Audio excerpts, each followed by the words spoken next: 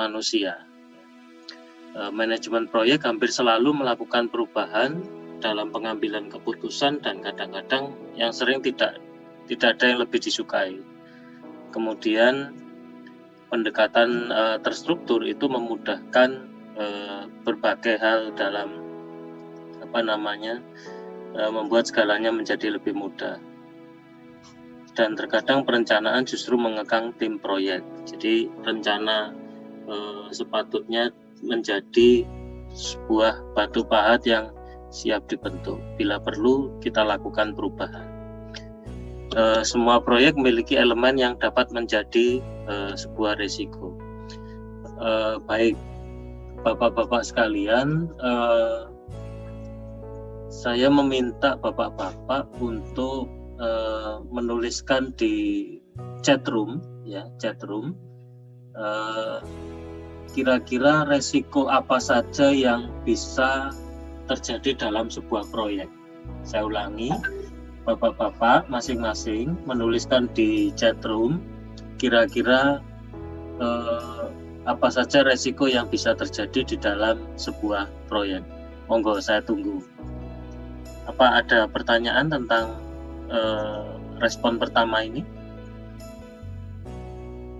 Resiko yang terjadi di dalam sebuah proyek melalui chatroom gitu. Oh iya, sudah ditulis. Monggo silakan. Setiap orang mohon menuliskan gitu.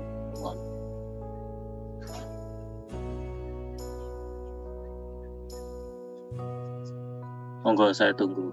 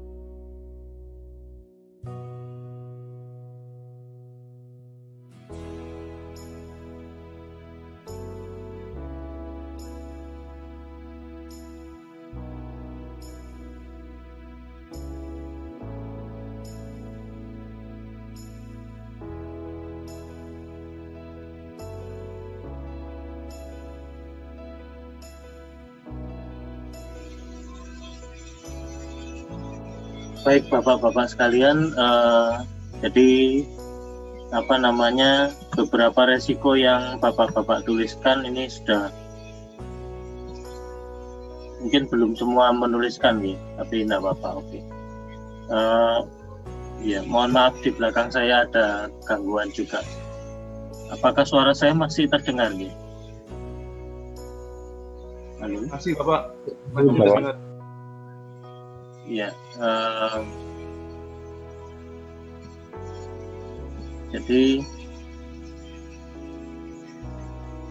manajemen resiko,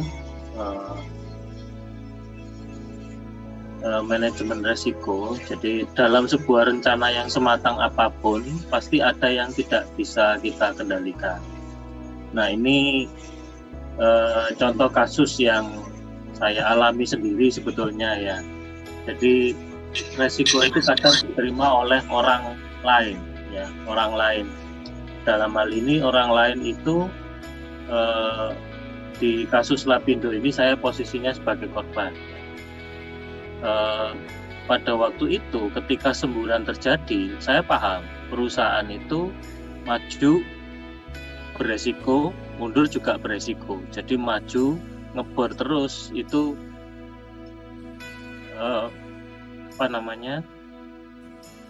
tetap melakukan pengeboran, maka ada resiko lumpur terus menguap. Berhenti juga ada resiko yang lain, juga sama ya.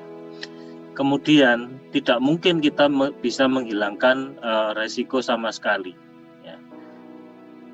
Pengambil resiko atau risk taker itu adalah sifat alami dari kita ya. Jadi mohon maaf saya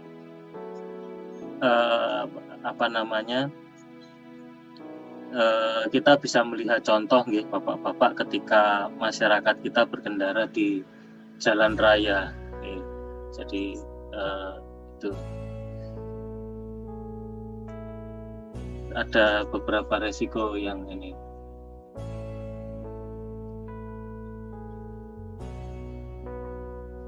Nggih.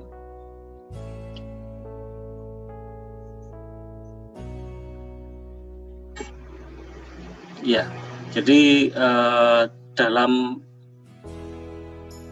manajemen resiko, jadi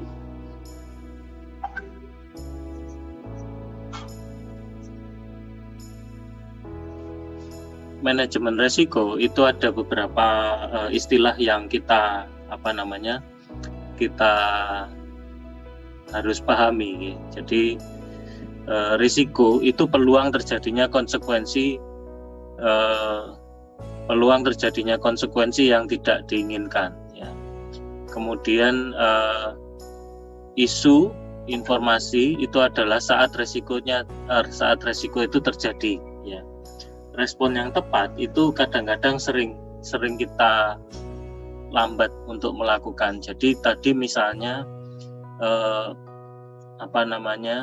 pembengkakan biaya ya, pembengkakan biaya itu juga sebuah resiko yang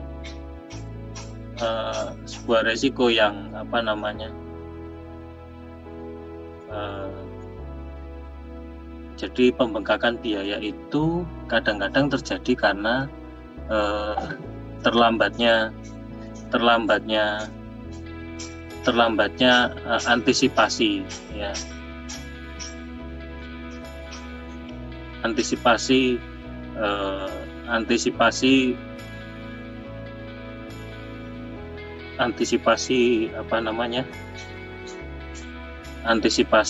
bagaimana pendanaan itu bisa tidak extended atau berlebihan ya. Kemudian resiko itu merupakan sebetulnya hal yang alami. Bertambahnya waktu, keterlambatan material itu sebetulnya bisa kita prediksi. Diprediksi itu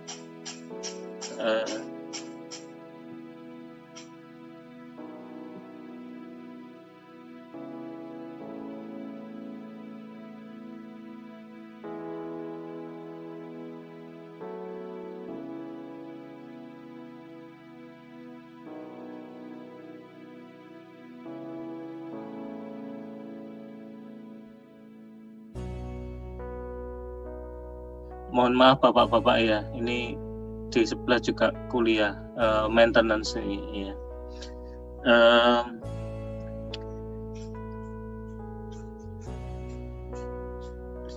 Derajat besar kecilnya risiko itu sangat bervariasi.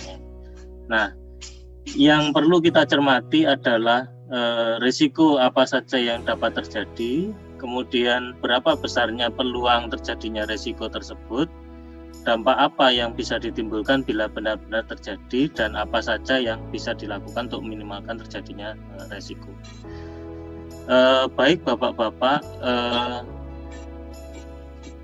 mungkin yang pertama, lagi-lagi kami mohon respon dari bapak-bapak ya tentang ini.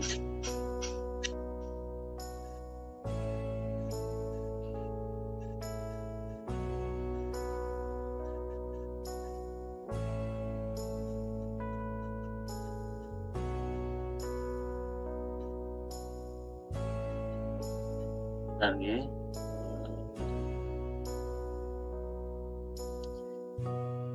Baik bapak-bapak, ini contoh dalam perancangan produk.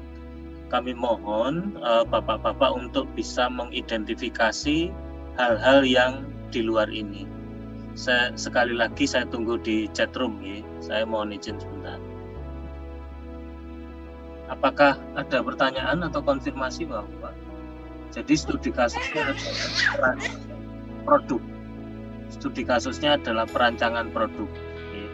Kira-kira bapak-bapak mohon mengidentifikasi apa yang di luar ini, ya, di luar ini. Jadi boleh, misalnya dalam hal manajemen boleh, tapi di hal yang lain juga boleh. Ya, monggo, silakan. Saya tunggu.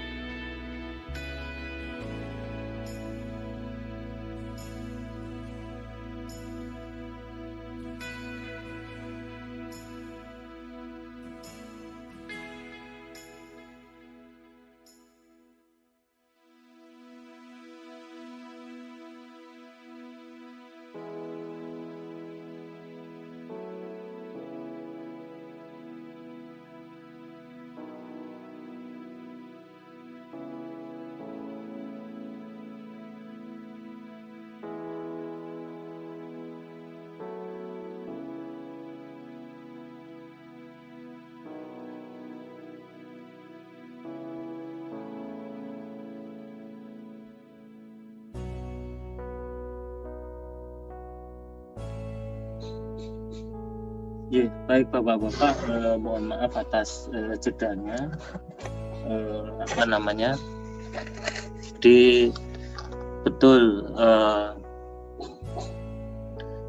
Betul bahwa salah satu hal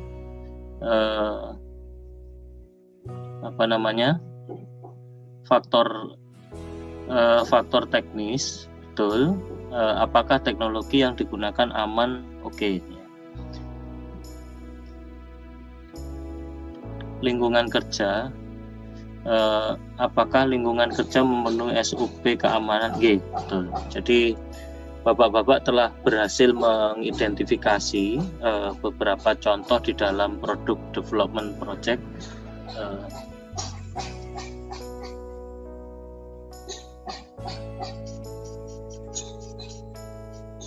Kita kembali ke ini Bapak-bapak.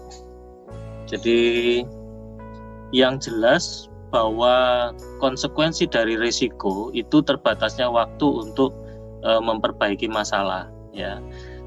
Jadi bagaimana kita menginvestigasi risiko, bagaimana kita menginvestigasi isu, kemudian solusi yang harus dinyatakan itu bisa menjadi sulit. Kemudian yang berikutnya, kadang-kadang di dalam project itu perilaku supervisor itu bisa tidak menyenangkan gitu. Kemudian hasil yang didapat tidak sesuai dengan target. Ya. Kemudian beban mental, bekerja secara heroik dan lembur sampai larut malam. Jadi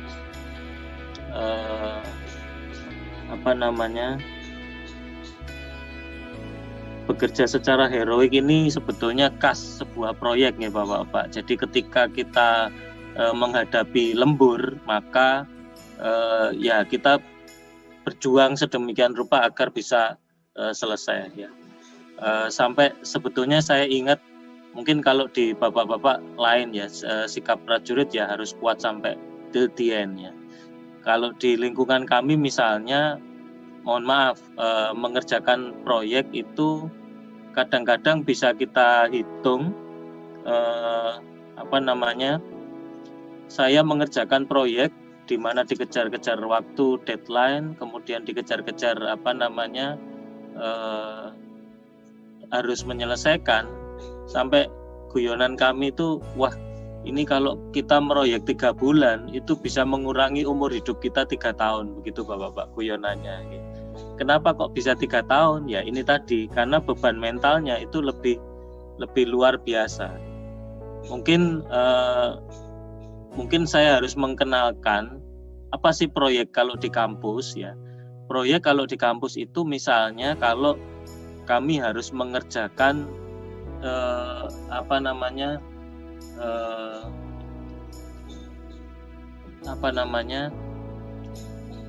kalau misalnya kami mendapatkan dana hibah yang di luar reguler, misalnya kampus Merdeka, kemudian mengerjakan penelitian, kemudian kalau ada kegiatan-kegiatan lain yang akreditasi misalnya, nah itu contoh kalau di kampus gitu ya.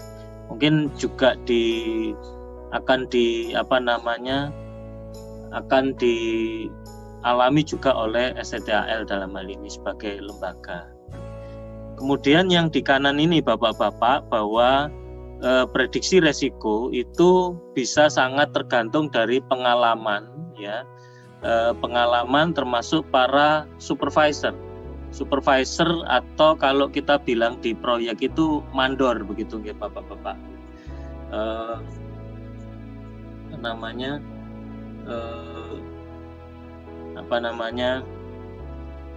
Mandor itu paling terlihat ya, paling terlihat dan paling dekat berinteraksi dengan proyek. Kemudian prediksi resiko itu bisa kita lakukan via simulasi ya. Kemudian via eksperimen, dan juga bagaimana kita menyusun rencana. Kemudian pengendalian resiko itu kita bisa lakukan dengan cara mengidentifikasi faktor, item, dan juga menyusun rencana. Saya akan stop share yang PPT. Saya akan coba bukakan yang jadi bapak-bapak yang hari ini kita lihat itu lumayan ya. Jadi lumayan itu artinya lumayan kompleks. Nanti bapak-bapak bisa lihat. Oh ya, saya stop dulu. Saya share screen yang contoh daftar resiko. Apakah bisa terlihat bapak-bapak sekalian?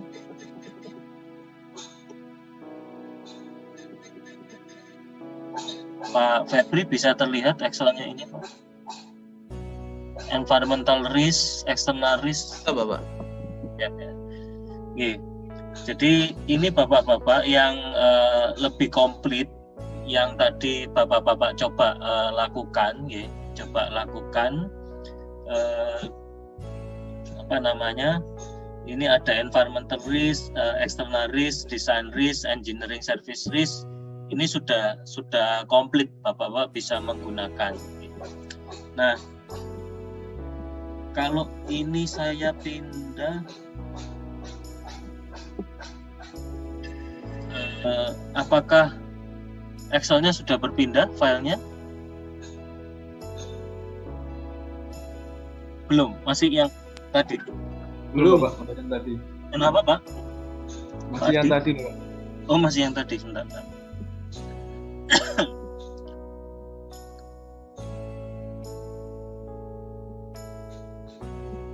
Oke, apakah sudah berpindah? Sudah, Bapak. Oke.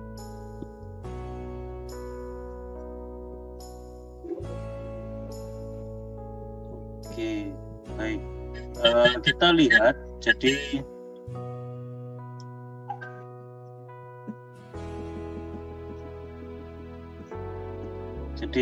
ini bisa kita lihat, ini risk ID, kemudian status of risk, ini ada tulisan bisa retired atau aktif, maksudnya resiko itu sudah berhasil kita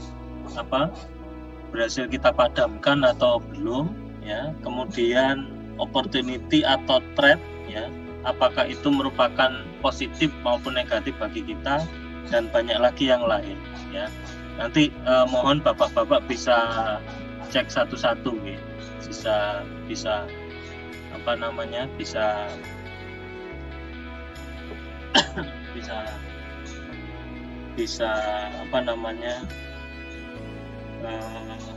bapak-bapak eksplorasi. Apakah ada pertanyaan untuk dua file Excel ini? Monggo, saya tunggu bapak.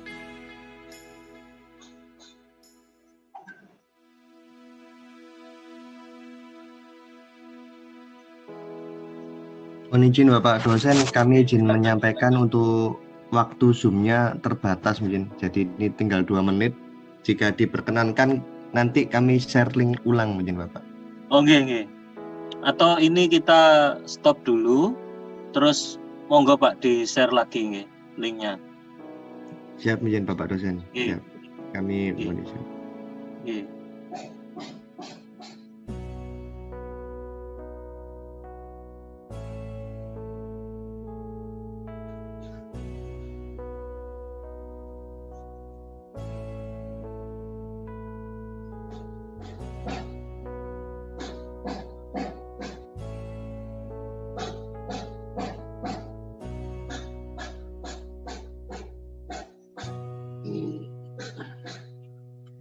Monggo bapak-bapak, ada pertanyaan?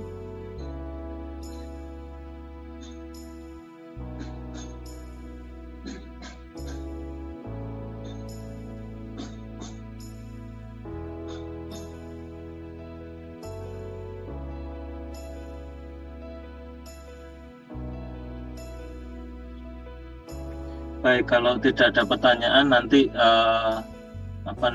ini untuk PR untuk bapak-bapak. Saya coba kembali ke ke file yang PowerPoint. Jadi kita akan go through Bapak-bapak ya.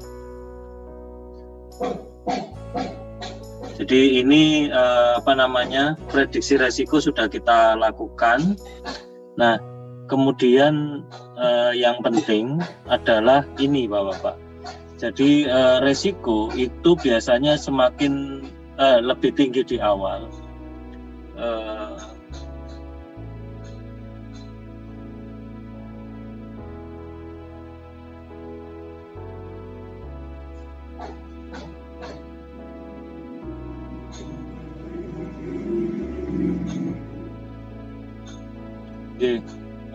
Bapak-bapak, kenapa kok resiko itu tinggi di awal? Maaf saya tunjuk Pak Elvan, silakan menjawab. Kenapa kok resiko itu peluang terjadinya tinggi di awal, kok bukan di akhir? Monggo silakan. Pertanyaan sederhana saja ini. Hemat saya Pak, kenapa tingginya di awal? Karena kita baru memulai Pak, jadi belum ada pandangan atau belum tahu pasti apa yang akan terjadi di depan. Walaupun mungkin kita sudah merencanakan baik itu resiko secara teknis dan sebagainya, tapi di depan dinamika lapangan pasti berubah sehingga resiko itu tinggi di awal. Demikian Pak. Ya betul Bapak-bapak. Jadi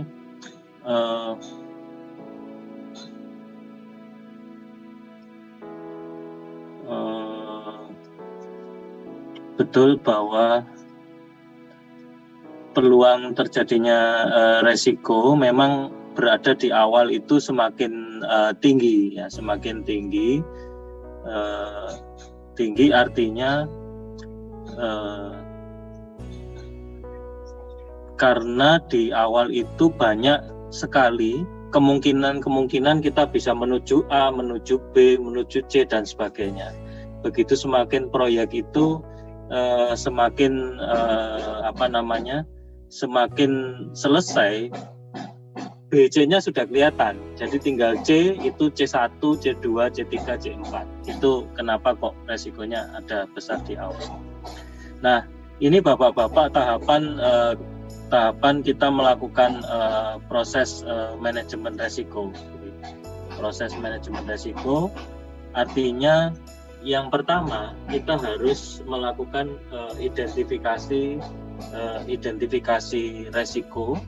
Identifikasi itu sebetulnya yang tadi Bapak-bapak lakukan ya, resiko apa saja yang sudah akan bisa terjadi. Kemudian setelah kita melakukan listing seperti tadi, kita melakukan penilaian. Penilaian itu tingkat buruknya dampak yang ditimbulkan, kemudian peluang terjadinya, dan sulit tidaknya dikendalikan.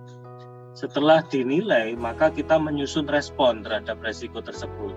Kalau nilainya 5, parah, itu berarti harus bagaimana. Kemudian kalau nilainya 4 harus bagaimana, nilainya 1 harus bagaimana.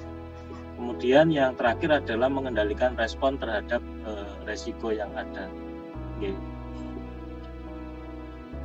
Ini contoh yang lain Bapak-bapak, tempat yang lain ya. Jadi apa yang bisa kita lakukan di dalam tahap manajemen resiko. Bentar, saya harus pause sebentar, mohon izin.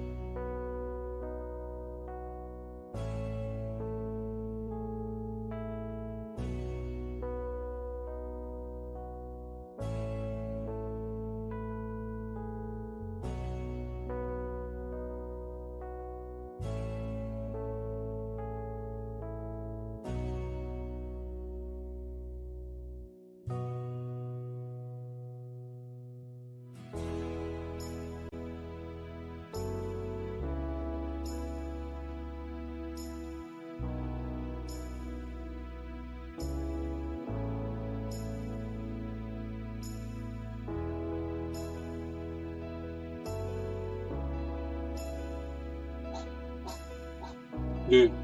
Ada pertanyaan Bapak-bapak? Mohon maaf kalau ada jeda-jeda. Jadi yang jelas kita melihat konteksnya. Ini bedanya di sini. Konteks resiko itu ada di mana? Tadi ada teknologi, aspek human, aspek organisasi dan sebagainya. Itu konteksnya. Nah, mungkin kita sampai kepada ini Bapak-bapak. Jadi tadi kita sudah melakukan identifikasi. Nah, ini yang yang kita lihat sebagai nilai ya, Bapak-bapak. Jadi yang pertama, resiko itu secara kesulitan itu artinya kita menghadapinya itu gampang atau tidak.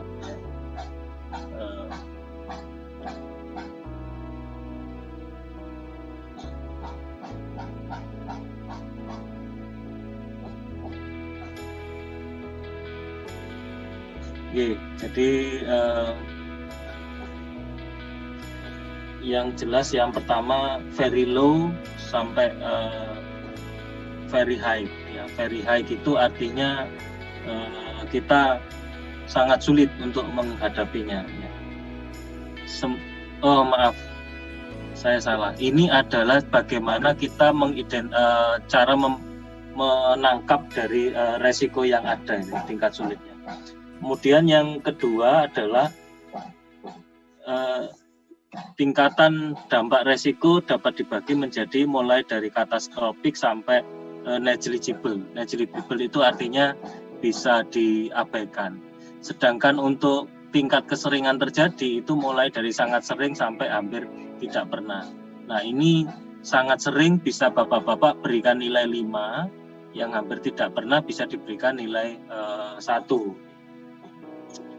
Oke, Bapak-bapak, saya meminta membuat Excel.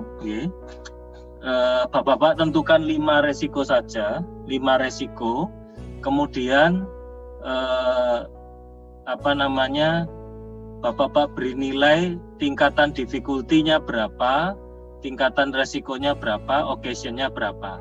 Jadi nilainya ada 5, 4, 3, 2, 1. Monggo silakan dicoba di Excel masing-masing. Saya pause bentar ya.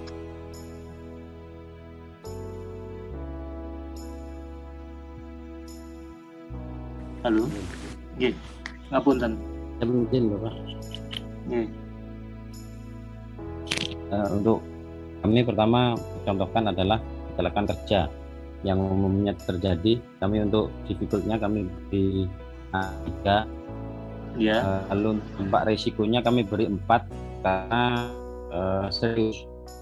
Ini tidak beri angka 5 karena di setiap proyek pasti ada ketentuan-ketentuan yang menyangkut tentang keselamatan kerja, sehingga kami yakin untuk apabila proyek tersebut menerapkan itu secara benar, maka untuk dampaknya tidak begitu serius, kecuali kalau memang perusahaan mengabaikan keselamatan. Lalu untuk occasion-nya kami beri angka 3 karena jarang, karena kami lihat di Indonesia tentunya untuk keselamatan pasti diutamakan.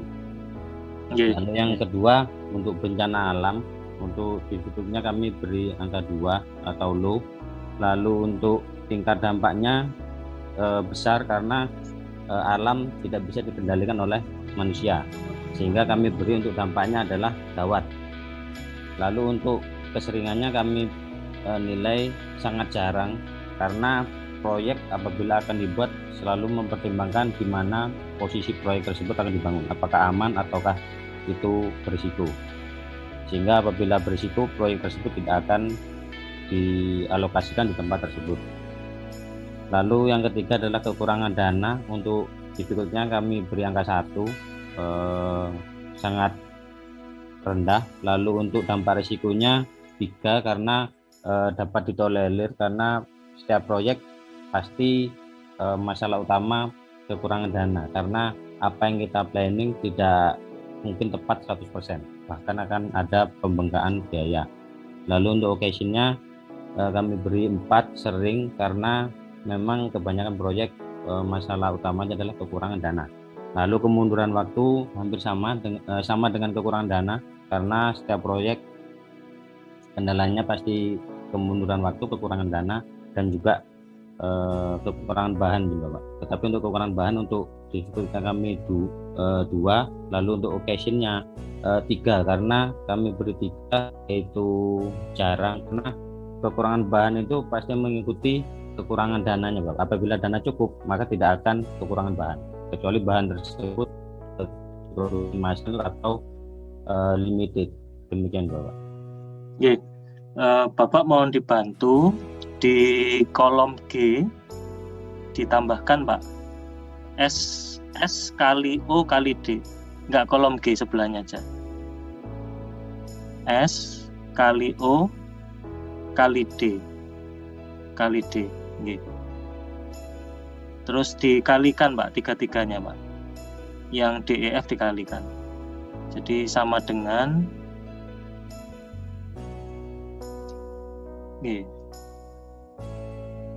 kali dampak resiko kali occasion dikali tanda G.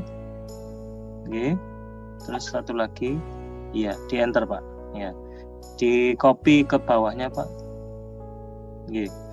Nah ini bapak-bapak sekalian, nah ini kebetulan angka terbesarnya ada di atas, jadi di dalam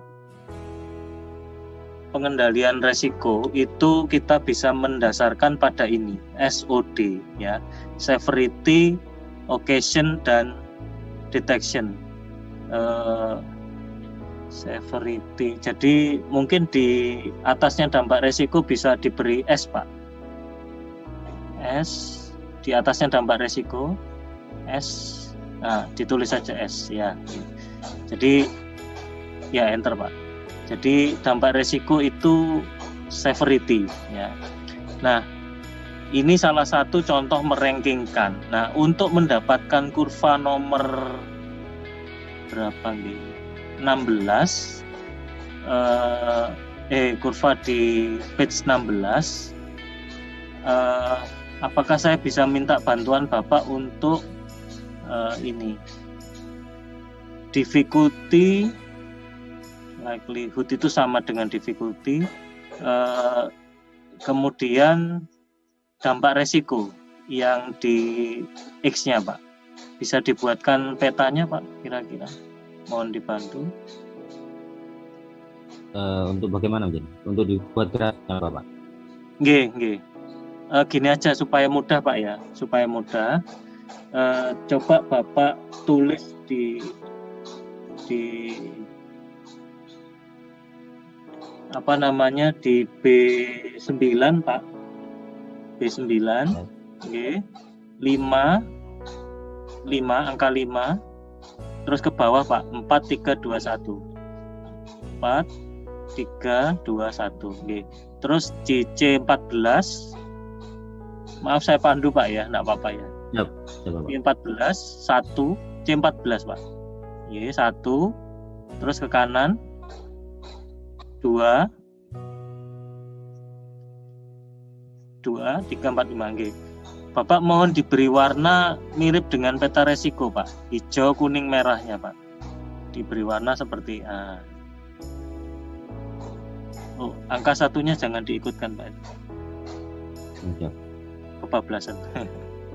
Ya enggak apa-apa ya. Terus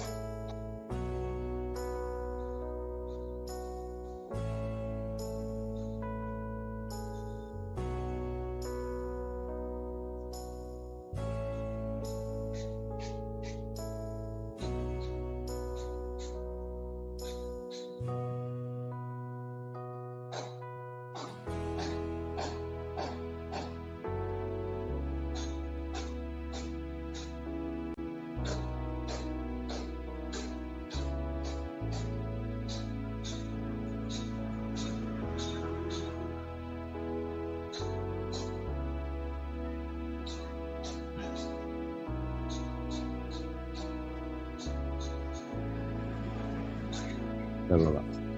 Oke, sampun Pak. Untuk nomor itu kita tidak pakai tidak pakai 123 Pak. Nomor kecelakaan kerja itu mohon diberi R1, bencana alam R2 dan seterusnya Pak. R itu artinya resiko 1 ini. R besar mohon Pak. R1.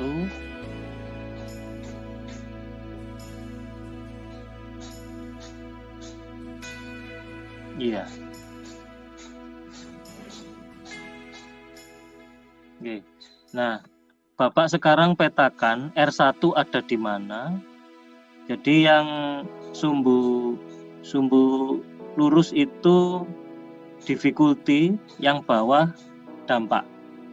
Mohon ditulis saja Pak di A9 difficulty, A9 Pak. Difficulty. Oke. Terus apa namanya?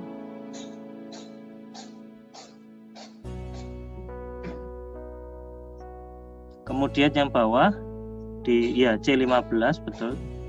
Ya di situ boleh nggak Bapak? Monggo. Dampak.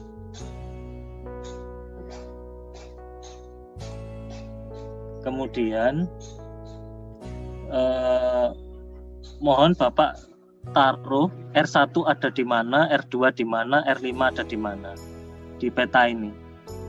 Jadi misalnya Pak, R1 itu difficulty-nya 3, resikonya 5, berarti di berapa Pak? Di G11.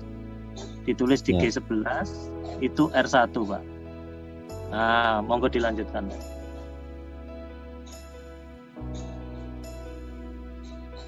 Monggo dilanjutkan untuk R2 sampai R5.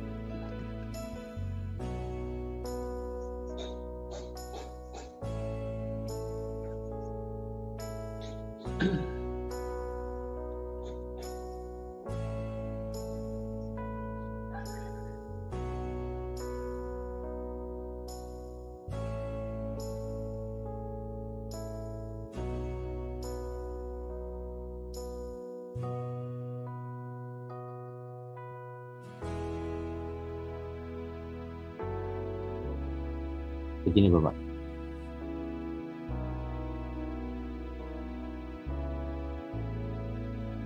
Betul Pak. Maaf. Jadi sebentar. Jadi di sini Bapak-bapak terlihat bahwa R1 itu ada di bagian merah. Merah itu artinya kita memberikan perhatian yang lebih. Sedangkan yang kuning itu yang menengah dan hijau yang biasa. Kira-kira ini Bapak-bapak kuliah pada pagi hari ini yang bisa saya sampaikan. Apakah ada pertanyaan? Ini akhir dari materi kita. Mungkin bertanya Bapak dosen? Oke, silakan. Mungkin silakan, yang tadi XOXD itu hasilnya dapat dari mana? Yang apa Pak? SOD. Yang dikalikan Pak. SX. Oh, dikalikan semuanya. Iya. Berarti itu mempengaruhi juga dengan apabila besar itu berarti dampaknya lebih tinggi, Mas. Betul. Semakin besar itu semakin, artinya gini, semakin sulit kita melakukan antisipasi, Pak Ardi, begitu. Nah, kemudian kenapa kok nanti mungkin Pak Ardi bertanya, ini petanya kok cuma 2, Pak, yang occasion kok tidak? Nah, ini occasion itu kan frekuensi saja. Jadi frekuensi itu ya tinggal kurva yang ini kita kalikan begitu ya. Kalau dia sering, ya maka dia akan sering kita hadapi. Begitu Pak Ardi. Monggo kalau ada pertanyaan. Siap, terima kasih Pak dosen. Oke. Penjelasannya. Bapak-bapak, apakah ada pertanyaan lagi? Ini meeting time-nya tinggal 1 menit. Itu Bapak dosen izin untuk yang R1 itu difficulty-nya 3, dampak resikonya bukannya 4 itu Jin. Difficulty-nya